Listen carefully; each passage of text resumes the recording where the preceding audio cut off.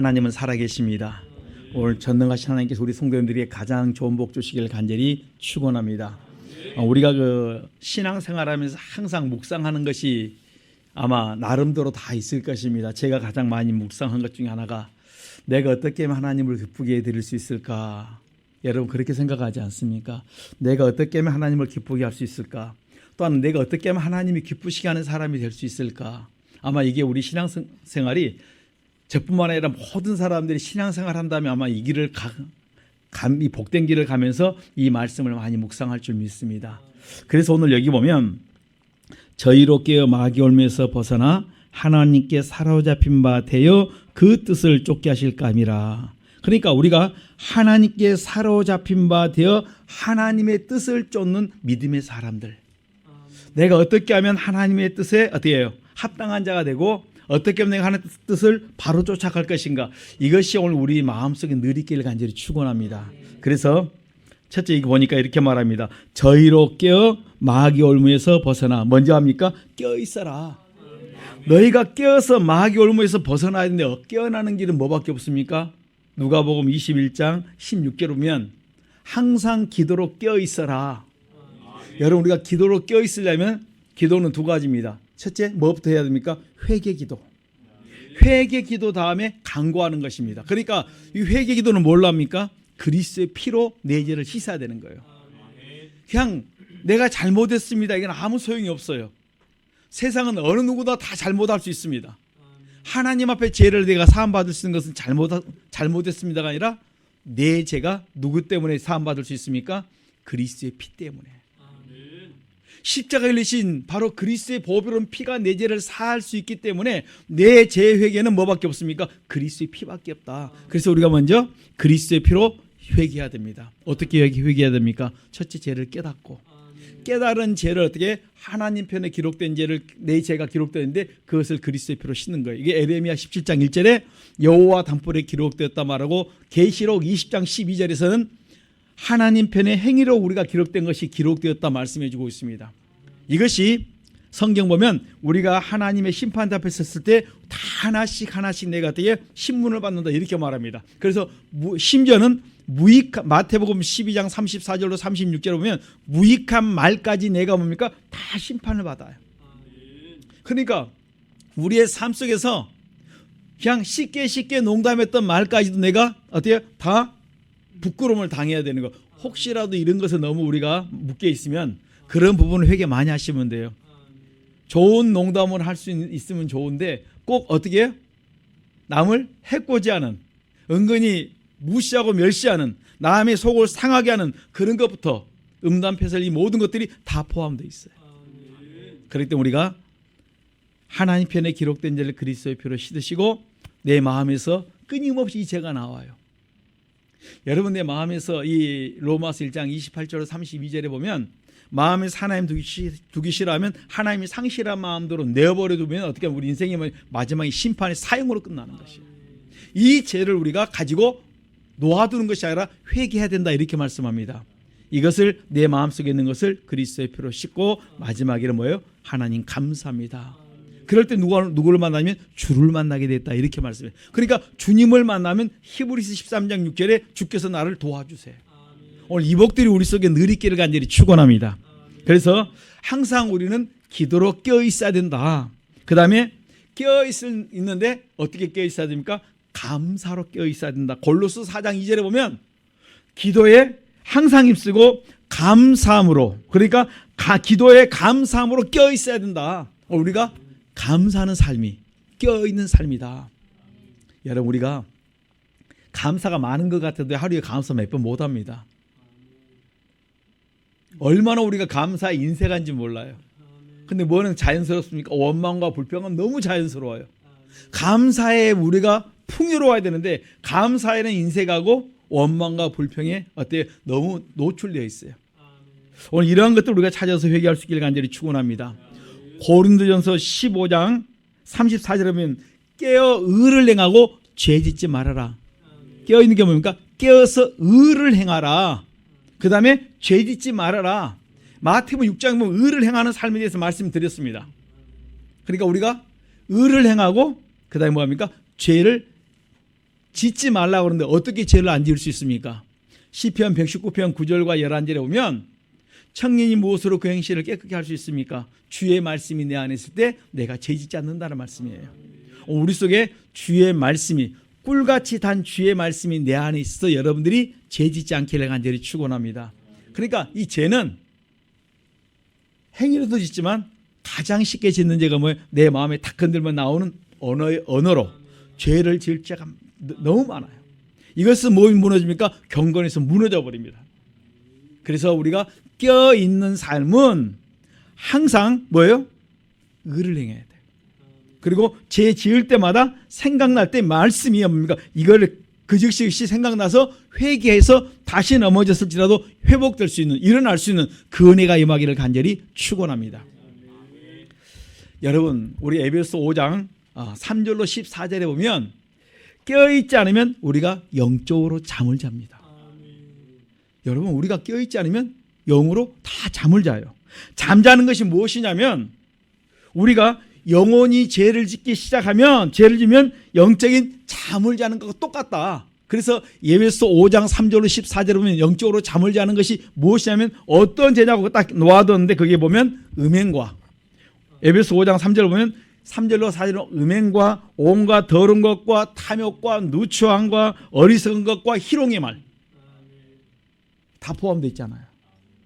그 다음에 에베소 쭉 내려가다 보면 5절에 보면 뭘 말씀하냐면 음행하는 자나 더러운 자나 탐하는 자나 우상 숭배하는 자, 이 모든 사람들이 다 뭡니까? 죽은 자들과 같다고 에베소 5장 14절에 말씀하세요. 내가 언제 영적으로 잠을 자고 언제 죽어있냐면 이러한 죄에 내가 묶여 있을 때, 이러한 것이 나의 삶 속에 나도 모르게 습관적으로 배어 있을 때, 여러분 세상 속에 들어가면요 나도 모르게 그들과 똑같이 행동하다가 나도 그 속에 어때요? 영적으로 잠을 자고 빠져버립니다. 우리 교회 있으니까 교인들이 이렇게 이제 다 영적으로 깨어있는 것 같이 보이는데 세상 사람들 만나면요 그냥 나오는 것이, 연애에서 나오는 것이 뭐예요? 다 생각지 않은 욕들이고 죄예요. 이거는 어린아이만 요구하는 것이 아니라 청년들만 요구하는 것이 아니라 60대 70대 드신 분들도 그냥 입술 속에 벼 있어서 나오는 것이 다 욕인 사람들을 봤어요. 제가 그때 차 한잔 먹으러 이제 어떤 그 커피숍을 들렸는데 한 60대 중반에서 70대 되신 분들 이야기하는데 깜짝 놀랐어요. 아니 저분들도 저렇게 욕을 20대도 10대 20대도 아니에요. 60대 70대 욕이 그냥 자연스러운 거예요. 야, 얼마나 저렇게 습관적으로 이런 삶을 살아왔으면 이게 지금 어때요? 60대고 70대면 이제는 좀 그래도 또 어때요? 가려울 거 가려워야 되는데 이 언어를 분별을 못하는 거예요. 너무 가까워서 너무 친해서 그럴 수 있다고 생각할지 모르지만 이것이 다 뭡니까? 내가 하나님 앞에 다 신문을 받아야 돼요. 하나하나 다 토설하고 주님 앞에 다 자백해야 돼요. 그렇다면 오늘 우리 성도님들의 삶 속에서 내가 영적으로 죽어있다면 우리가 에베소 2장 1절은 조상의 허물과 죄로 죽었다고 말씀합니다. 죽은 그가 살 수 있는 것은 에베소 2장 5절 그리스도의 피로 4단계 회개할 때 하나님 나를 살려주세요. 살고 그리스도 예수 안에서 일어난다 이렇게 말씀하세요. 오늘 우리가 살고 일어나서 우리가 참으로 사람답게 살아갈 수 있는 새 양심 살려서 내 마음속에 선한 양심, 청결한 양심, 착한 양심 살려서 우리가 사람답게 살아갈 때 하나님 우리 가장 우리를 존귀한 자로 축복하실 줄 믿습니다. 오늘 이 은혜가 우리 속에 임하길 간절히 축원합니다. 여러분 우리가 하나님 기뻐하는 사람이 되려면 마귀의 올무에서, 하나님 기뻐하는 사람 마귀의 올무에서 벗어나야 돼요. 여러분 우리가 마귀의 올무에서 벗어난다는 말은 뭔 말이냐면 요한복음 8장 44절을 보면 우리 한번 찾아보십시다. 오늘 본문 놓아두시고 요한복음, 마태마가, 누가, 요한복음 8장 44절 보면 이렇게 말합니다. 우리 이 마귀의 올무에서 벗어났는데 그게 어디서부터 오냐면 우리 가정의 집안에 내려왔던 그 조상의 허물로 내려온다 그랬어요. 자, 우리 한번 같이 봅니다. 요한복음 4장 44절 시작. 너희는 너희 아비 마귀에게서 났으니 너희 아비의 욕심을 너희도 행하고자 하느니라. 저는 처음부터 살인한 자요 진리가 그 속에 없으므로 진리에 서지 못하고 거짓을 말할 때마다 제 것으로 말하나니 이는 제가 거짓말장이요 거짓사비가 되었음이니라. 아멘. 여기 보면 너희 아비 마귀에게서 났다. 우리가 조상이 너희 조상 여기 분명히 이렇게 말합니다. 너희 아비 조상이란 말씀이에요. 내 부모 그다음 계속적으로 너희 아비 마귀에게서 났는데 그 마귀에게서 난 자들의 그 특징 중에 하나가 뭐냐면 뭐가 있습니까? 너희 아비의 욕심을 너희도 행하고자 한다. 그러니까 이 조상의 허물 중에서 마귀에 속속되었던 것 유전으로 내려왔던 것 중에 뭐가 있습니까? 욕심이 있어요. 우리가 야고보서 1장 14, 15절에 보면 사람이 시험 받는 것은 자기 욕심에 어때요? 끌려서 미혹되어서 우리가 넘어지는 거예요. 욕심 받는 거예요. 내가 안 가려고 그러는 게 아니라 내 속에 있는 어때? 욕심에 따라 나간다니까요. 내가 이번만 그리고 도박을 하러 갑니다. 내가 이번만 하고 끝내야지. 욕심에 끌려면 끊임없이 갑니다. 사람들이 지금 많은 사람들이 물질에 넘어지는 것이 욕심에 끌려가는 거예요. 누가 사기당한 줄 아시죠? 욕심이 많아서요. 없는 사람이 욕심 부는 것이 아니라 돈이 있음에도 불구하고 더 투자해서 뭐예요? 내 더 부를 키우겠다 해가지고 그 다음에 좀 더 저지른 것이 그 다음에 뭡니까? 다 사기를 당하고 다 잃어버립니다. 특별히 제가 이렇게 이제 뉴스를 보다 보면 누가 사기를 많이 당하는 거 보니까 연예인들 아예 대상이에요. 잘 나가고 하여튼간 정신없이 나갈 때 어느 순간에 탁 더 넘어가면 가는데 그 다음에 다 와르르 무너져가고 한번 내가 산전수전 다 겪었습니다. 이야기를 하세요. 돈이 많은데 그 정도면 살만한데 그 다음에 또 뭐합니까? 한 단계 뛰어넘으려고 평생을 먹어도 어때요? 다 써도 부족함이 없는데 또 투자를 합니다. 내 욕심에 끌려서 미혹되어서. 오늘 우리 성도님들이 욕심이 잉태한 적이 죄를 낳고 죄가 장성한 적이 뭘 낳습니까? 마지막은 사망. 오늘 이 길 가지 않도록 부지런히 우리 욕심의 죄를 회개하시고 사는 날 동안 우리 감사 속에서 베풀고 섬기는 정도에서 마치지 막 뭘 저지르려고 하지 마세요. 내게 은사가 있어 막 하는 것은 사분 좋은데 그거를 어때? 정확하게 회개하시고 성령의 인도를 받으면 여러분의 사업장이 더욱더 잘 되고 탄탄할 줄 믿습니다. 근데 지나치게 끌려갈 때는 내가 뭔가 지금 어때요? 반세게 붙어 있지 않고 내가 붕 떠 있을 때는 조금 있으면 넘어지는 소리가 나옵니다. 이거는 어때? 우리가 회개해서 빨리 이 시간에 낮추셔야 돼. 그러면 복될 줄 믿습니다. 그 다음에 너희 아비 마귀에서 났는데 그 다음에 욕심 다음에 뭐가 나옵니까? 저는 처음부터 살인이 있어요. 이제 이 부분을 제가 오늘 타치를 좀 하기를 원합니다. 여러분 우리 속에 뭐가 있습니까? 요한일서 3장 15절 보면 미워하는 것이 뭐와 같습니까? 살인과 같다. 나는 살인 안 했는데 근데 성경은 요한일서 3장 10 미워하는 것과 살인을 하나 볼 때 같다. 이 꼴이에요. 쌤이에요. 똑같아요. 근데 우리는 뭘 안 했습니까? 나는 살인을 하는데 조금 미워해요. 내가 볼 때 조금 미워하는데 하나님 볼 때는 너 살인자와 같다. 요한일서 3장 15절 꼭 찾아보세요. 살인하는 것은 다른 데 있지 않고 내 속에서부터 나와요. 미움이 그런데 여러분 형제를 미워하는 자마다 살인하는 자니 이렇게 말합니다. 형제를 미워했는데 살인자라 그랬어요. 그런데 이게 어디서부터 시작됐냐면 집에서부터 시작합니다. 마태복음 10장 36절 누가 원수입니까? 집안 식구가 원수다. 근데 그 집안 식구가 부부가 될 수 있고 자녀가 될 수 있고 부모님이 될 수 있는데 잘 보십시다. 잠언 19장 13절 보면 부모가 죄를 지면 자녀가 뭡니까? 미련해진다 했어요. 미련한 자식은 누구예요? 아비의 재앙이에요. 그러니까 부모가 죄를 짓고 재앙을 만나면 자녀가 미련해져요. 그럼 우리가 자녀가 미련해지면 아이고 저거 낳고 내가 뭘 먹었어요? 미역국 먹었나 그러잖아요. 왜 그런 줄 아십니까? 부모가 죄를 지어서 그 자녀에게 내려주니까 자녀가 미련했어요. 그런데 무슨 관계가 되냐면 그 다음부터 부모가 미워해요. 원수 관계가 되어버립니다. 집안 식구가 원수가 되어버립니다. 그러니까 조상의 허물을 회개하지 않으면 내가 죄짓고 회개하지 않으면 내 자녀가 미련해갖고 그 다음에 부모와 자식 간에 뭐합니까? 원수가 돼요. 미련하다는 말은 공부를 못한다는 말이 아니고 미련한 짓을 골라서 합니다. 공부는 잘해요. 근데 미련한 짓을 해요. 우리가 미련하다는 말은 우리가 모든 것에 양심 살려 사람답게 살지 않냐고 자기의 욕심에 끌려서 미혹되어서 그 길을 행합니다. 나는 우리나라의 최고의 엘리트고 난 최고의 직장을 가지고 있어도 그 사람이 뭐합니까? 미련한 짓을 얼마든지 행할 수 있어요. 제가 이런저런 것들을 보면서 저 사람은 그 나라의 우리나라의 최고의 학교를 나왔어 놓고 최고의 그 부에서 돈을 쥐고 있음에도 불구하고 계속 미련한 길을 가는 사람을 보았어요. 우리 인생은 양심 살리지 않으면 선과 악을 분별하지 못하면 그 자기의 그 좋은 머리를 가지고 사람을 괴롭히고 악을 행하고 그 다음에 결국 뭡니까? 많은 사람들 어렵게 만듭니다. 이것이 뭡니까? 미련해서 그래요. 누가? 부모가 죄를 짓고 재앙을 당하면 자녀가 미련한 자로 바뀌어버립니다. 그러면 원수관계가 돼요. 이것이 뭡니까? 집안 식구가 원수가 될 수 있어요. 이런 모양 저런 모양으로 다 어때? 자녀가 미련한 짓을 할 때 저거 누구 닮았냐? 누구 닮았습니까? 나 닮았죠. 그런데 꼭 그때는 당신 닮았다 서로 이제 부부끼리 그러시잖아요.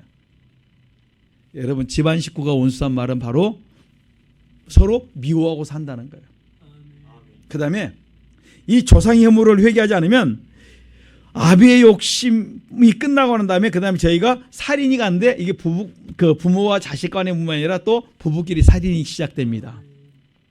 그래서 잠언 19장 13절 보면 이렇게 말씀합니다. 거기 뭐라고 말씀하냐면 다투는 아내는 이어떨어지는 물방울이다. 계속 고난 서로 부부가 고문당하듯이 하루하루를 살아갑니다. 그 다음에 그리 살다가 보니까 그 다음에 뭡니까? 각방을 씁니다. 그래서 요즘은 이제 TV 중에서 제가 이것을 참 좋아하는 사람들이 많은 걸 보았습니다. 그래서 찾아봤습니다. 나는 요즘 나온 거 있죠. 자연인이다.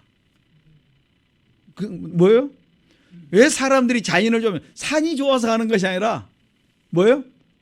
나도 저렇게 좀 혼자 살아봤으면 좋겠다. 떨어졌으면 좋겠다. 이런 것이 뭡니까? 좋아가지고 이게 횟수를 보니까 550이 넘었어요. 580이든가 횟수가.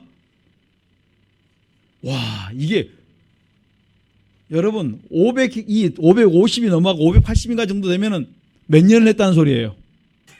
이게 장수하는 이유가 있습니다. 다 어때? 사람들의 마음속에 그것이 있기 때문에 다 그것을 좋아합니다. 이것이 장수한 이유가 여기에 있고 성경이 찾아보니까 부부간에 이어떨어지는 물방울 날마다 뭐예요? 고통을 당하니까 그들이 어째 혼자 살고 싶은데 살지는 못하고 각방을 쓰다 그걸 보니까 이게 동경을 해요. 사람들이 기회만 있으면 한번 가보고 싶어 합니다. 저도 자주 봅니다. 그 있으면 가가지고 야, 참 좋겠다. 야, 이거 나 저기 가서 좀 같이 살면 안 되나? 나는 그래도 산쪽보다는 바닷가가 좀 나은 것 같아. 이래가면서 또 그쪽에 있으면 또 유심히 또 찾아봐요. 이게 뭐냐면 말씀해 보니까 이 부분들에서 걸려있는 부분들이 있어요. 근데 더 나아가서는 이제 성경이 이렇게 말합니다. 잠언 21장 9절 우리 한번 넘겨서 보십시다. 잠언 21장 9절 보면 이렇게 말합니다. 이거 우리 꼭 기억하시면서 이 부분들이 있으면 회개하십시다. 잠언 21장 9절.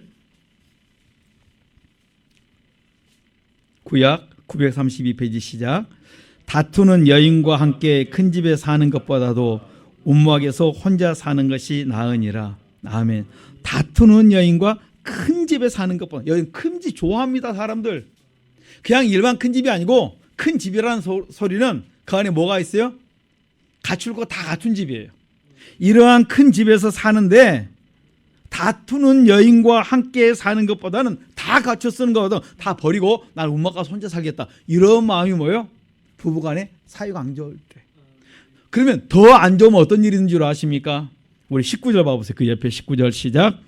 다투며 성내는 여인과 함께 사는 것보다 광야에서 혼자 사는 것이 나으니라. 아멘. 다투는 여인보다도 또 성길 사나운 여인과 함께 사는 것보다는 다투며 성내는 여인과 함께 사는 것보다는 이제는 뭐예요?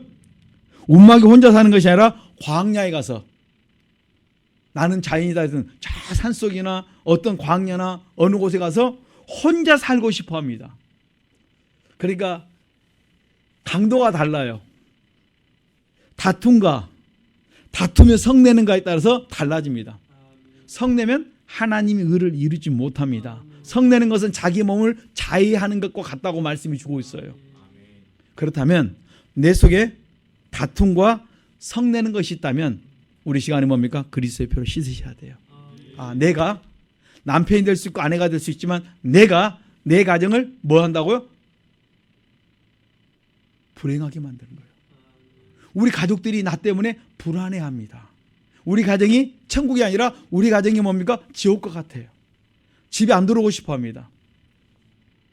그래서 우리 많은 분들이 이 부분에서 회개하지 않으면 우리가 조상의 혐오를 요한복음 8장 44절까지 많이 했는데 왜 이러한 일들이 나올까? 집안 식구가 원수라. 그러니까 성경에 보면 집안 식구가 원수이기 때문에 자꾸 부부간에 뭔 일이 생깁니까?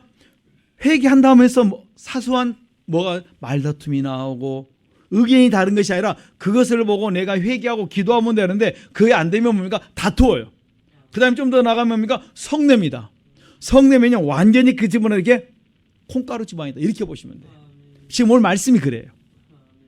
그러므로 오늘 우리 성도님들이 이러한 죄가 우리 속에 우리 가정 속에 있다면 철저히 회개하십시다. 하나님이 기뻐하는 가정이 돼야 되는데 누가 문제입니까? 문제는 나예요. 잘 말하다가 좀만 격하면 좀만 더 가면 어때? 그 다음부터 번가락이 속에서 싹 나옵니다. 이거 회개 많이 하셔야 돼요. 이것 때문에 내 인생을 괴롭게 하고 내 가정을 괴롭게 합니다. 성내는 거 다투며 성내면 어때요? 완전히 나는 자연이다. 그리 가셔야 돼요. 그리고 제가 그래서 하도 궁금해서 이 사람들은 어떻게 이렇게 잘 찾아보는가 했더니 인공위성으로 이것만을 전문적으로 찾는 사람이 있어요. 그래서 그것은 이제 저도 여기 이 말씀을 묵상하다가 한번 찾아보자. 그래갖고 횟수는 몇 번 했는가 이제 이것들을 찾기 시작을 했어요. 그랬더니 어떻게 이 사람들을 발견했는가 누가 제보를 했는가 그랬더니 산속에 그런 집들이 지어지면 그것을 이제 조사를 가는 거예요. 그래가지고 그 다음에 그곳에 가는데 상상도 못하는 산골 속에 사는 사람 어찌다 보니까 혼자 또 그 외딴 섬에 살고 있는 사람 다양합니다. 여러분 그 가족의 기도상 그게 성경은 부부가 한 방을 쓰는데 기도하는 것 외에는 어떻게 다른 방 쓰지 마라 그렇게 말씀하셨죠. 그러다 보니까 제가 이제 종종 누가 묻습니다. 어디 삽니까? 사모님은 사택에 계시죠. 저는 여기 있어요. 우리 집이 너무 커가지고 우리 집 사이에는 뭐가 있어요? 도로도 있고 전철도 다니고 남의 집도 좀 집이 커가지고요. 한 집에 같이 많이 살아요. 왜냐하면 제가 이곳에 있다 보니까 옮기지를 못하겠어요. 교회에서 이제 이렇게 생활하다 저희가 이제 하나님 은혜로 이제 지금 다 이제 방이 주어졌는데 옛날에는 다니엘하고 저하고 사모님과 같이 하는데 너무 힘들어요. 그러다 보니까 교회에서 이렇게 이제 습관한 이제 대화 교회에서 일하다 보니까 너무 좋은 거예요. 새벽 예배 끝나고 집에 안 가도 되거든요. 그때는 꿀잠이잖아요. 새벽 예배 차려하고 그다음에 잠깐 자고 그다음에 다음 타임을 위해서 자는데 그 순간은 딱 잔 2시간 정도 자는데도 꿀잠이에요. 그러다 보니까 어느 순간에 내가 이곳에 둥지를 틀고 자리를 잡고 있어요. 오해하지 마시라고 지금 말씀드리는 겁니다. 그래서 교회 이제 생활에 지금 이곳에 뿌리 내리다 보니까 제가 그 신학교 다니면서 소원이 뭐냐면 참 교회에서 생활하면 참 좋겠다. 나는 교회에서만 있었으면 좋겠다. 그래서 우리 교회에 있는 방법 중 하나가 뭐냐면요. 목회자 되면 교회에 있어도 돼요. 그것을 누가 싫어할 사람이 아무도 없고 다 좋아할 것 같아요. 그래서 내가 이제 이 복된 길을 왔는데 자녀에게 종종 이제 다니엘이나 이렇게 우리 자녀들에게 이제 말을 합니다. 교회에서 생활하고 싶으면 신학교 다니면 돼. 그리고 목사님은 되면 돼.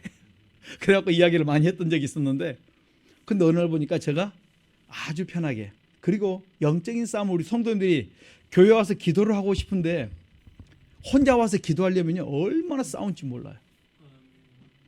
제가 혼자 옛날에 고등학교 때 교회 차례를 하는데 그 조상의 허물이 세다 보니까 밤마다 공격을 받았어요. 가위 누리기.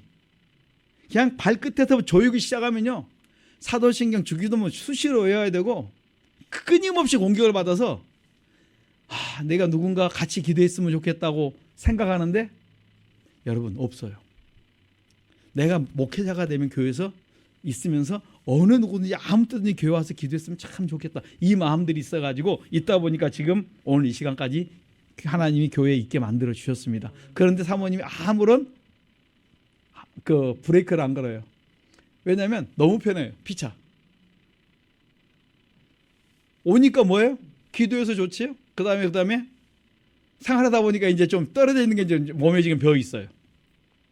저도 여기서 나가면 집에 가면 이렇게 우리 애들하고 잠깐 이야기하면 좋은데 방마다 다 문 닫고 들어가요. 잠깐 5분 이야기하고 그래서 방에 쫓아가서 뭐 물어볼 거 없니, 뭐 필요한 거 없니 이래 물어보고 나면 몇 마디 하고 나면 그 매일 그 물어볼 수가 없으니까 그러다가 그리고 시간이 다 달라요.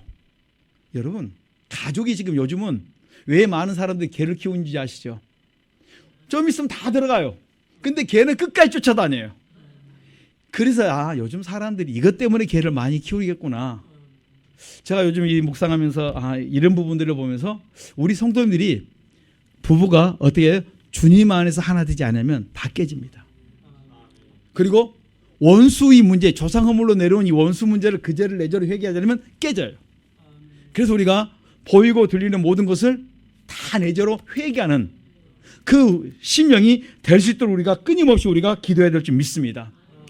여러분 원수는 있는데 그 원수가 어떻게 보이면 돼요? 불쌍히 보이면 돼요. 긍휼한 마음을 가지고 보이면 그 사람과 깨지지 않습니다. 남편을 볼 때, 아내를 볼 때, 자녀를 볼 때, 내 직장의 동료를 볼 때, 내 가까운 사람들을 볼 때 괜히 미워질 때가 있어요. 어떤 사건 때문에 미워졌습니다. 그랬을지라도 그를 위해 기도하면 하나님께 어떤 마음을 주냐면 내 마음속에 긍휼의 마음을 주세요. 불쌍히 여기는 마음을 주십니다. 처음부터 막 그냥 하나님 앞에 포장하지 않고 하나님 다윗의 기도 보면 진짜 저 원수들을 어떻게 완전히 무너뜨려 주시고 뭐 완전히 엄청 기도가 확실합니다. 악은 철저히 징벌해요. 그런데 그 다음에 기도하고 일어났을 때는 뭡니까? 하나님 나에게 마지막에는 하나님 나에게 긍휼의 마음을 달라고. 그들에게 불쌍히 여기는 마음을 달라고. 그러면 하나님이 내 속의 걸 다 주님 앞에 토하고 나면 그 다음에 뭐가 나옵니까? 이제 하나님이 그 마음을 그 은혜를 주세요. 그런데 가리우고 토설하지 않고 있으면요 그 속에 사단이 역사를 해요. 제가 기도하면서 싫으면 싫다고 하나님 앞에 이야기를 합니다. 하나님 내게 싫습니다. 한참 기도하는데 이게 내 죄라고 말하는데 아닌 것 같기도 하고 그럴 때 막 이제 그렇게 합니다. 그러다가 결국 이제 기도다 보면 빙 돌다 보면 결국 하나님 그것이 뭐예요? 내 죄라고 인정을 하게 만들어 주세요. 그 다음에 뭐 합니까? 그것도 내 죄 맞습니다 하는 나의 저 사람을 불쌍히 해달라고 긍휼히 여겨달라고 그 다음에 품기 시작합니다. 그러면 깰 때는 기도하고 일어날 때는 참 편하게 일어납니다. 오늘 우리 성도들 마음속에 이렇게 남을 어때? 이 원수를 내 마음에 품고 살아가는 것이 아니라 그 원수를 어때? 불쌍히 여길 수 있는 마음으로 바꿀 수 있는 그런 여러분의 믿음의 기도가 있기를 간절히 축원합니다. 이거 어려운 거 아니에요. 금방 해결해 주세요. 주님 앞에 무릎 꿇으면 주님께서 여러분의 것을 보시고 그 사람 미워했던 사람 하나님 내가 저 사람 이것이 믿고 저 사람 다 고자질하세요.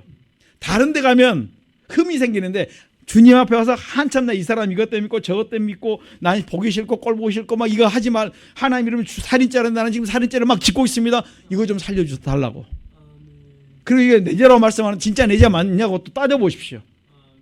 그리고 하나님이 여러분에게 은혜를 주기 시작합니다. 아이고 나 때문에 그랬네. 그렇게 가요 마지막에는. 나 때문에 저 사람이 고생 많았네. 그러니까 무슨 생각이 듭니까? 긍휼해요. 불쌍히 여기고 싶어 합니다. 나 때문에 참 수고를 많이 했기 때문에 어떻게 내가 저를 위해서 이제는 기도하리라. 그 다음에 내가 그 사람에게 선을 베풀리라. 하나님이 그 마음을 주십니다. 오늘 그 은혜가 우리 속에 있기를 간절히 축원합니다. 그렇다면 우리 가정이 뭡니까? 집안에 내려왔던 원수 관계가 다 풀리기 시작하고 내 주변의 만남 속에서도 하나님께서 하나하나씩 바꿔놓을 줄 믿습니다. 오늘 이 은혜가 우리 속에 임하기를 간절히 축원합니다. 조상 연물이 내려오면 그 다음에 거짓말을 잘해요. 로마서 3장 4절에 보면 사람은 다 거짓되다 이렇게 말씀했습니다. 우리 거짓말 잘합니다. 몸에 배어있어요. 습관적으로 나도 모르게 툭 터져 나오는데 거짓말이 나와요. 제가 참 이 부분을 많이 회개합니다.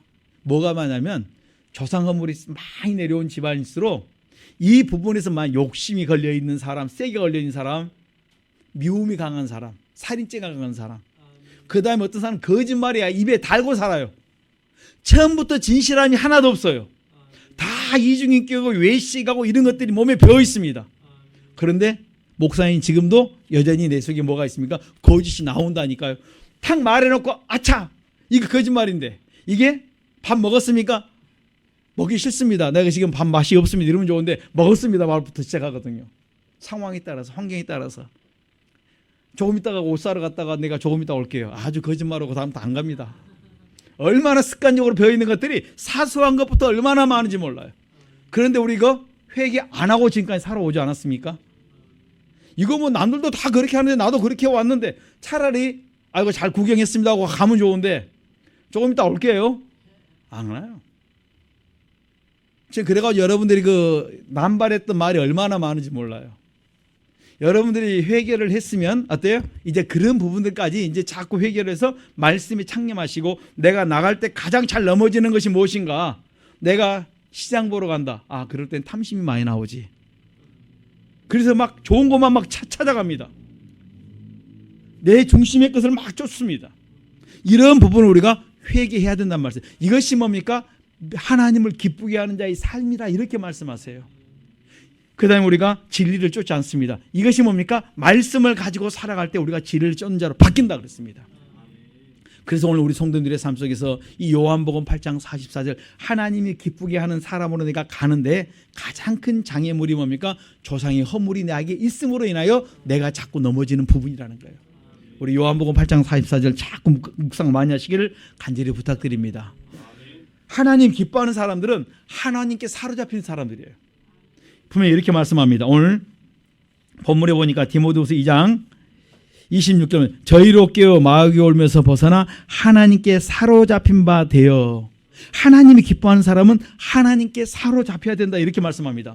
고린도후서 11장에 보면은 이 바울이 하나님께 사로잡히는데 그가 복음을 증거하다가 강도의 위험, 도적의 위험, 강의 위험, 바다의 위험 상상도 못. 그 다음에 매 맞는 거, 돌에 맞는 거 이런 거 다 맞으면서 공황장애 왔다. 그가 어때 심리적인 어떤 치료를 받았다. 이런 게 없어요.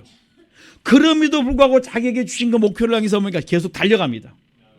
왜냐하면 내가 하나님께 사로잡힌 바 되니까 위에서 부르신 그 표대를 향해서 쫓아가는 거예요. 오늘 우리 성도들 마음속에 하나님께 사로잡히는 그 심령이 될 수 있기를 간절히 축원합니다. 내가 하나님께 사로잡히면 예루살렘 성에서 내게 환난과 결박이 기다린다고 사도행전 20장에 보면 나와 있는데 23장과 23절과 24절에 보면 그것이 결박한다고 분명히 예언하고 있음에도 불구하고 나는 어때? 죽을 각오가 되어 있다. 목숨 내놓을 각오가 되어 있다니까 어때요? 말리지를 못해요. 그냥 들어갑니다. 왜 그런 줄 아십니까? 하나님께 사로잡힘가 되니까 내가 욕을 먹고 매를 맞고 어려움을 당해도 그 길을 갑니다. 여러분들 마음속에 하나님께 사로잡힌 바만 되면 내가 뭘 버릴 수 있냐? 욕심도 버릴 수 있어요. 거짓말했던 것을 이제 내가 자존심 좀 상해도 참말을 할 수가 있어요. 그러지 않겠습니까? 내가 하나님의 뜻을 쫓아 내가 진리를 쫓아가는데 하나님께 사로잡힌 데서 그 삶을 살기를 원하는데 내가 이러한 내 부분들은 얼마든지 내가 버릴 수 있다는 것이에요. 자존심, 체면, 나의 모든 지금까지 바울이 가지고 있던 모든 학벌들 그 모든 그 배경들 다 버렸어요. 누구 때문에? 주님 때문에요. 그리스도가 내 안에 들어와서 나를 주장하니까 내가 다 배설물로 버릴 수 있었다. 오늘 우리 성도님들께서 하나님께 사로잡힌 바 되어서 여러분에게 좋아하는 것들을 좀 내려놓으시고 버리고 지배하고 다스리시고 말씀을 쫓아 행동할 수 있기를 간절히 축원합니다. 우리 조그만한 자존심 때문에 조그만한 욕심 때문에 우리가 큰 것을 잃지 않기를 간절히 축원합니다. 조그만한 욕심이 있으면 참 지혜를 버린다 그랬어요. 여러분 우리가 지혜를 버린다는 것은 뭡니까? 우리 다 삶을 다 버리는 거예요. 뭐 때문에 그런 줄 아십니까? 잠언 18장 1절에 조그마한 욕심 때문에. 우리가 이러한 부분들을 깨닫고 말씀 안에 거할 수 있기를 간절히 축원합니다. 빌립보서 2장 30절에 보면 바울과 함께 사역을 같이 했던 에바브로디도는 자기의 목숨을 내놓고 하나님이 일을 하는데 어때? 주저하지 않았다 그랬습니다. 바울이 하나님 앞에 헌신하니까 자기 마음 목숨 다 내놓으니까 붙여주는 사람도 에바브로디도지. 그다음 우리가 잘 알고 있지 브리스길라와 아굴라 같은 사람은 자기의 집과 모든 걸 내놓고 그들을 따라가요. 이게 무엇입니까? 만나보니까 그게 사는 것이 뭡니까? 참된 길이기 때문에 그 길을 갔다 이렇게 말씀합니다. 우리가 참된 길을 걸어갈 수 있는 성도님 되시길 간절히 축원합니다. 우리가 하나님께 사로잡힌 바 되어야 돼요. 열왕기상 18장 18절에 보면 하나님께서 엘리야에게 아합에게 선포하라고 말합니다. 너와 너의 집 때문에 지금 이 땅에 뭐가 왔어요? 기근이 왔는데 그게 너와 너의 집의 죄라고 선포해 버립니다. 하나님이 내게 말씀하시면 목숨을 내놓습니다. 여러분, 우리는 목숨 내놓은 일은 지금 없지 않습니까? 그렇다면 목숨 내놓은 사람도 있는데 나 정도는 얼마든지 감사하지 않겠습니까? 지금 우리 삶 속에서 여러분들이 복음을 좀 어때요? 담대히 증거할 수 있고 또 이웃들에게 그리스도의 사랑을 나누는데 좀 아끼는 거, 좀 이걸 좀 풀어서 좀 이웃을 향해서 여러분의 지갑을 열어서 섬길 수 있기를 간절히 축원합니다. 여러분, 큰 게 아니에요. 여러분들이 그 10,000원의 행복이 있습니다. 10,000원 행복 아십니까? 우리 그 길에 파지 가지고 가시는 할머니 할아버지들 계실 때 여러분의 마음이 감동되시면 음료수 한 잔 이렇게 드시라고 10,000원 정도 드리면요 얼마나 얼굴이 달라진지 몰라요. 힘들게 밀고 가시다가 갑자기 얼굴이 환해져요. 그리고 내 마음에 10,000원이 아니라 그 이상의 행복을 내가 하나님께 받고 있는 거예요. 여러분, 그러니까 여러분들이 가지고 있는 5,000원짜리 10,000원짜리가 그분들에게 얼마나 생수를 주고 그 다음에 그로 인하여 내 속에 얼마나 큰 기쁨이 오는지 몰라요. 이걸 누가 보신다고요? 마태복음 25장 보면 주님이 보세요. 하나님이 다 보시고 내가 목말랄 때 내가 나에게 물을 주었고 내가 옷이 없었을 때 내가 내게 옷을 입혀주었다. 이것이 똑같다는 말씀이에요. 오늘 우리 성도들의 삶 속에 이렇게 이웃을 향해서 베풀 수 있는 그런 여유가 있기를 간절히 축원합니다. 그래서 하나님께 사로잡힌 사람들이 보면 베드로후서 2장 5절 보면 창세기 5장과 6장 이렇게 쭉 가다 보면 7장 8장 보면 뭐가 있냐면 노아하실 때 사람들이 얼마나 악이 꽉 찼는지 몰라요. 그때 그 악한 사람들을 향해서 다음 대인 뭘 전합니까? 노아가 의를 전파해요. 그들에게 복음을 증거합니다. 악한 사람들이 복음을 증거하면 여러분 아멘하고 회개할 사람도 있겠지만은 그렇지 않은 사람은 돌들어 칩니다. 그럼에도 불구하고 노아는 그 당시에 뭡니까? 의를 어때 전파했다 이렇게 말씀해 주고 있습니다. 얼마나 죄가 관연했던지 그 노아 시대 때 창세기 6장 5장과 6장에 보면 6장에 보면은 뭐라고 말씀하냐면 그때 노아의 그 노아 있던 그 당시에 전 인류에 있는 모든 숨 쉬는 그 모든 것이 다 그때 다 전멸됐는데 바다의 것 빼놓고 난 다음에 뭐예요?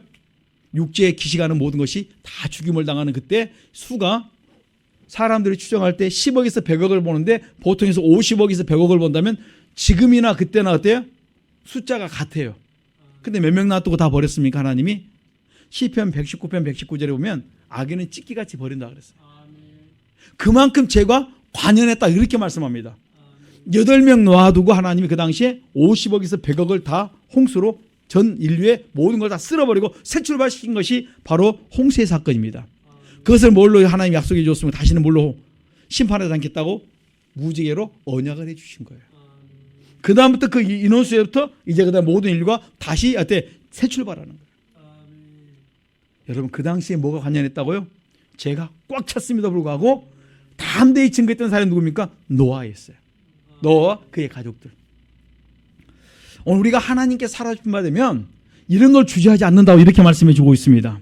하나님께 사로잡힌 사람들은 욥기 1장 22절 보면 원망할 수밖에 없는 상황에도 불구하고 원망하지 않고 하나님 앞에 보게 입을 지켰어요. 주신 자도 하나님, 거둬가신 분도 하나님이십니다. 여러분 우리가 뭘 갖고 있다가 잃어버리면 하나님 왜 뺏어갔습니까? 내 것 아니에요. 근데 잠깐 맡겨주었는데 우리는 꼭 마치 내 걸 뺏긴 것처럼 해가지고 원망하고 좌절하고 낙심을 합니다.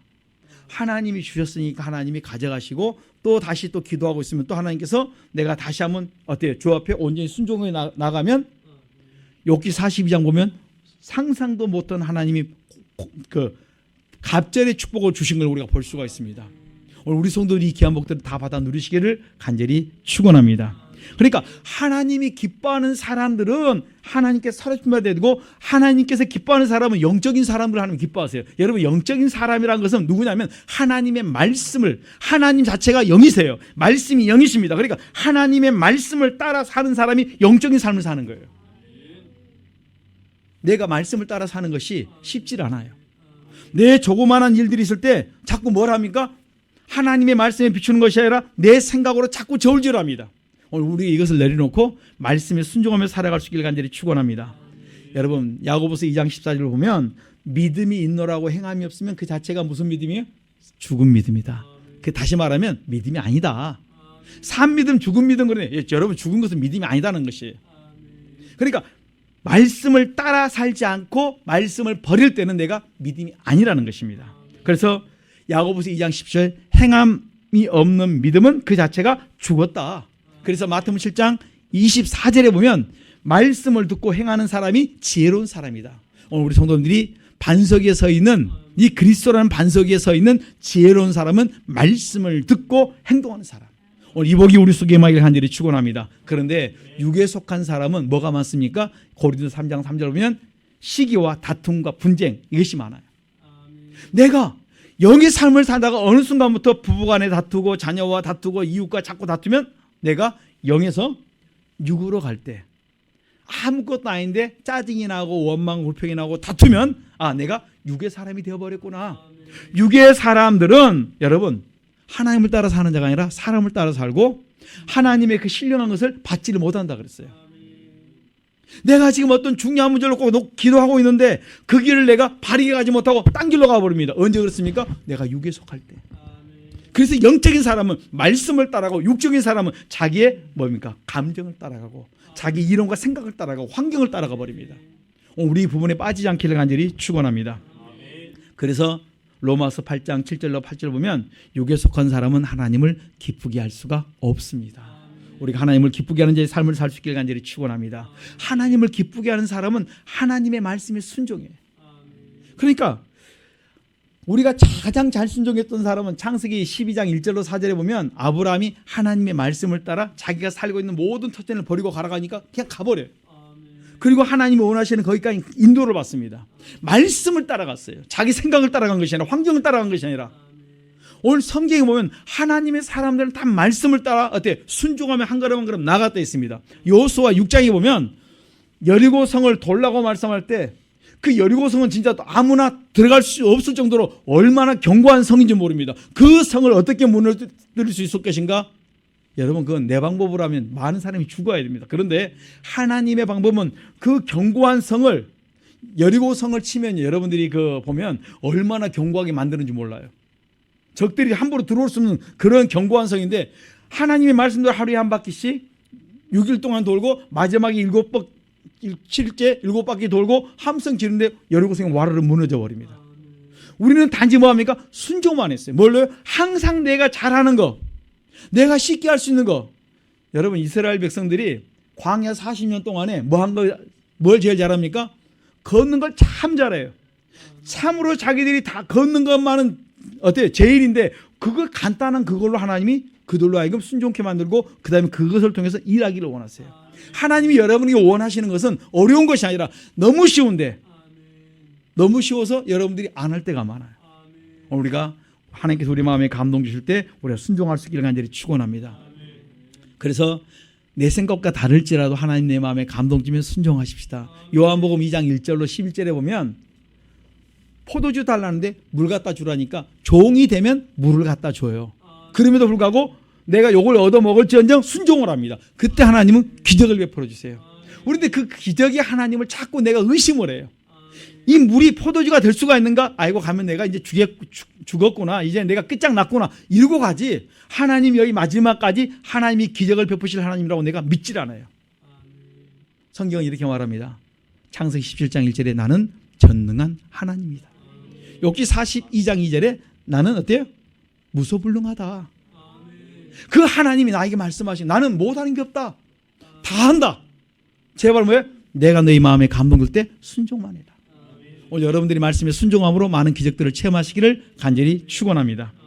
여러분 하나님이 기뻐하는 사람은 자꾸 남에게 유익을 줘요. 오늘 우리 성도님들이 자기의 유익을 굳지 말고 남에게 유익을 주되 여러분의 말 한마디가 많은 사람들에게 도움이 됐으면 좋겠습니다. 성경 보면 이렇게 말합니다. 잠언 25장 11절과 13절에 보면 이렇게 말합니다. 경우에 합당한 말은 아로 새긴 은쟁반의 금사과다. 오늘 여러분의 말 한마디가 경우에 합당한 말, 그것이 얼마나 그 사람을 어떻게 받는 그 필요한 말을 줌으로 말미암아 그 사람이 얼마나 소망을 갖는지 몰라요. 잠언 25장 13절에 보면 이렇게 말씀합니다. 충성된 사자는 그를 보낸 이에게 마치 추수하는 날에 얼음 냉수 같아서 그 주인의 마음을 시원하게 해요. 여러분의 말 한마디가 남의 속을 정확하게 어떻게 회복시켜주고 소망을 주고 문제를 풀어주는 그런 말이 우리 속에 있기를 간절히 축원합니다. 여러분들이 회개를 많이 하면 그 사람들이 무슨 말하는 것을 알아가지고 그게 딱 적합하게 톡톡톡 던지는데, 회개가 안 되면요 그냥 중언부언 합니다. 무슨 말이니까 그 사람이 정신이 없게 만들어요. 여러분, 우리가 회개 많이 할 이유가 바로 거기에 있습니다. 회개 많이 하면 하나님이 지혜를 줘서 많은 사람에게 유익을 준대. 뭐부터요? 말로. 여러분, 말로 사람들을 소망 줄 수 있고 모든 문제를 풀어줄 수 있지 않겠습니까? 소망을 줄 수 있고 위로할 수 있는 말이 바로 여러분들이 회개하는 거기 속에 역사를 해주세요. 잠언 15장 23절에 보면 이렇게 말합니다. 그 사람은 그 입의 대답으로 말미암아 기쁨을 얻나니. 그 다음에 이렇게 말합니다. 때에 맞은 말이 얼마나 아름다운고, 그 상황과 그때에 맞는 말이 얼마나 아름다운고. 남의 유익을 어디서부터 줍니까? 내 말 한마디로. 원망은 사라지고 이제 우리가 우리 입을 열 때 하나님 앞에서 어때요? 하나님이 기뻐하는 자로서 내가 남들에게 소망을 줄 수 있는 그런 축복된 우리의 입술과 삶이 될 수 있기를 간절히 축원합니다. 그러니까 축복된 입술이 나오려면 내 속에 악이 다 마음에 가득한 것이 입으로 나오니까 마음의 악을 계속 회개하시고 뭘 넣어야 돼? 말씀을 창림하셔야 돼. 그것이 내가 어때? 많은 사람을 살릴 수 있는 축복의 일이에요. 그리고 우리가 하나님이 기뻐하는 사람은요, 범사에 감사하는 사람이다. 내게 주신 거에 대해서 감사. 시편 136편 내게 주신 거에 대해서 감사할 줄 알고, 그 다음에 신명기 16장 15절에 또 앞으로 내게 복 주실 것을 인하여 감사할 줄 아는 오늘 우리 성도들의 삶이 되시길 간절히 축원합니다. 그래서 자꾸 우리가 뭐합니까? 주신 것을 헤아려 봐야 돼요. 내게 너무 많은 걸 줬는데도 감사 못하는 사람이 있고요, 없는 것 같은데도 감사 많은 사람이 있어요. 저는 우리 성도들이 다 감사할 수 있기를 간절히 축원합니다. 여러분, 감사하지 않으면 유다서 1장 16절로 19절에 보면 원망, 불평 어때요? 투덜투덜해요. 만나면 늘 원망과 불평과 투덜투덜한 거 이 막 사람을 괴롭힙니다. 감사하면 사라지고, 감사를 하면 뭡니까? 반대로 원망하다가 고린도서 10장 10절에 내가 나를 죽인다 있습니다. 우리 성도들이 감사하는 삶이 될 수 있기를 간절히 축원합니다. 그래서 이스라엘 백성들이 가장 잘 넘어졌던 부분이 뭐예요? 그 홍해 그 10가지 재앙을 때려서 거기서 애굽에서 430년 동안 있던 것을 출애굽시켜주고 홍해 사건을 보여줬음에도 불구하고 나와서 3일길 지나가다가 물 없으니까 뭐합니까? 원망, 불평했다 했어요. 그들의 습관이 물이 없습니다, 뭐가 없습니다, 만나가 없습니다, 고기가 없습니다. 늘 그들이 달고 산 게 뭐예요? 원망, 불평이었어요. 고기가 먹고 싶습니다. 심지어 더 나아가서는 이렇게 말합니다. 우리가 사는 쪽, 내가 옛날에 애굽에 살다 보니까 내가 참 그 좋은 걸 먹었는데, 정력이 좋은 걸 내가 많이 먹었는데 수박도 없고 부추도 없고 파 뭐 이런 것이 없습니다. 여러분, 이거 갖고 원망을 해요. 우리가 지금 원망한 거 보면요 너무 우스워요. 처음에 만나가 여러분 출애굽기 16장 31절에 보면 처음에 먹었던 이 만나는요 꿀 섞은 과자 같았어요. 너무너무 맛있었어요. 그 맛있는 것이 이렇게 맛을 보고 나니까 너무너무 감사해서, 이야, 이게 무엇인가, 웬 떡인가 싶었는데 그 꿀 섞은 과자 맛이 민수기 11장 8절에 보면 그 다음에 그들이 원망하고 사니까 그 다음에 무슨 맛으로 바뀌었습니까? 여러분 잘 아시죠? 느끼한 기름 섞은 과자 맛으로 바뀌어버려요. 그 다음에 민수기 11장이라는데 민수기 21장에 가서는 뭐라고 말하는 줄 아십니까? 이게 박한 식물처럼 나는 싫어한다. 싫어져요. 우리는 감사가 안 나오면요 뭐합니까? 막 이렇게 원망불평을 막 찾아서요. 원망불평을 어떻게 하신다고요? 집에 가서 찾아요. 남편이 뭐가 잘못된가, 아내가 뭐가 잘못, 다 찾고 자녀가 뭐가 잘못된 다 찾아요. 그냥 나타난 것이 아니라 찾아서 원망불평할 때가 많다니까요. 우리 집에 이것도 없고 저것도 없고 나는 또 이 삶이 왜 이런가. 찾아서 원망불평을 우리가 가지고 살아요. 이거 다 뭘로 바꾸자고요? 감사로 바꿀 수 있기를 간절히 축원합니다. 이래도 감사 저래도 감사하면 얼마나 좋겠습니까? 잠언 19장 3절에 보면 우리가 원망불평하는 순간에 잘 가던 인생이 어때요? 굽는다 그랬어요. 왜 내 인생이 막히냐면 감사를 안 해서. 원망불평이 내 속에 어때요? 몸에 배어 있어서. 이래서 우리가 하나님이 기뻐하는 사람의 길을 걸어가지 못하고 있다 했습니다. 여러분 우리 지금 과거는 묻지 않는다고 했으니까 우리 과거 다 내려놓으시고 이 시간부터 감사하는 우리 성도님 되시길 간절히 축원합니다. 하나님이 기뻐하는 사람은 여러분 선을 행한다. 여러분 선 중에 가장 큰 선이 있습니다. 디모데전서 2장 1, 2, 3절에 남을 위해 기도해 주는 것. 이번에 보니까 인도 동부에서 열차 사고가 나고 288명이 죽었다 그러고 한 1000명 정도가 이 부상이 있다는 걸 제가 봤어요. 그래서 제가 빨리 봤어요. 혹시 우리가 전도했던 그 신학교 그 근방이 아닌가 싶어가지고 보니까 아니고 저 동부 쪽이에요. 아, 감사하다. 여러분 감사한 게 다른 게 감사한 것이 아니라 우리 믿음의 식구들이 홀이라도 먼저 어려움을 당했을까 또 돌아보는 거예요. 또 여러분 우리가 보면서 뭐 해야 돼요? 이제 기도해야 돼요. 그들을 위해서 기도해 줘야 됩니다. 그들의 가정을 위로하게 하시고 이번 기회를 통해서 동부 쪽에서 하나님의 복음이 다시 또 증거되게 해달라고. 인도가 너무 열악합니다. 그래서 우리 목사님들이 그 선교를 나가면 인도 가서 병원을 이제 아파가지고 병원을 갔는데 내가 이 병원에 있다가 내가 병 걸려 죽겠다 그러더라고요. 병 치료하러 갔는데 여러분 여기서 가면은 우리는 생각할 때 이런 병원 생각한 것이 아니라 인도 가면 내가 들어가 잠깐 누워있는 순간에 내가 여기서 멀쩡한 사람이 와가지고 잠깐 아픈 것 때문에 여기서 병들어 진짜 죽겠다 싶어서 빨리 나오셔요. 그 정도로 안 좋아요. 근데 그 많은 인원수가 얼마만큼 그들이 치료를 받을 수 있을까? 여러분 기도해 주세요. 하나님께서 은혜를 베풀어 주셔서 그들이 치료 잘 받고 회복되는 과정. 한 사람 아프면 아빠가 아니면 엄마가 한 사람이라도 돌아가시면요. 진짜 그 집 풍지박살 나는 거예요. 근데 그 많은 인원수가 지금 봤어요.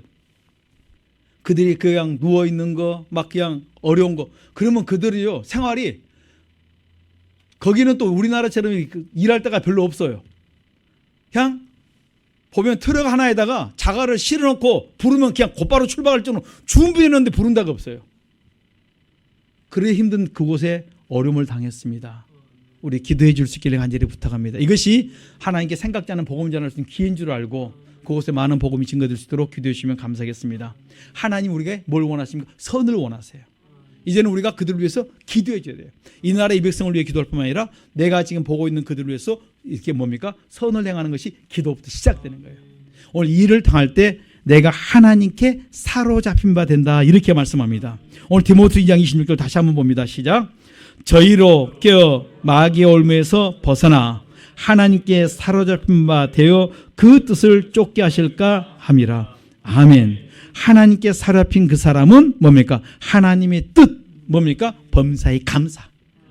감사하면서 계속 이웃을 돌아보면서 기도해 줄 수 있는 그런 축복된 우리 성도님들 되시기를 간절히 축원합니다.